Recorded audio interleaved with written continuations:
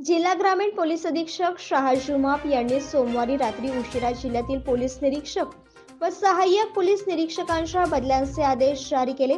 त्यात सिन्नर तालुक्यातील सिन्नर एमआयडीसी व वावी पोलीस ठाण्यात खांदेपालट करण्यात आली।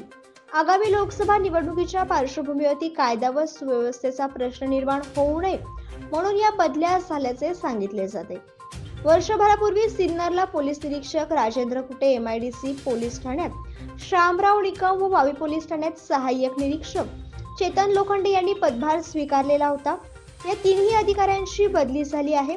सिन्नर पोलीस ठाण्यातून पोलीस निरीक्षक राजेंद्र कुटे यांची जिल्हा 2 सिद्धी शाखा येथे बदली करण्यात आली असून त्यांच्या जागेवरती अहमदनगरच्या कोतवाली पोलीस ठाण्यातून नाशिक ग्रामीण येथे हजर झाले चंद्रशेखर यादव यांना पदभार देण्यात आला। धडाकेबाज व कर्तव्यदक्ष अधिकारी म्हणून यादव यांची अहमदनगर शहरात ओळख आहे।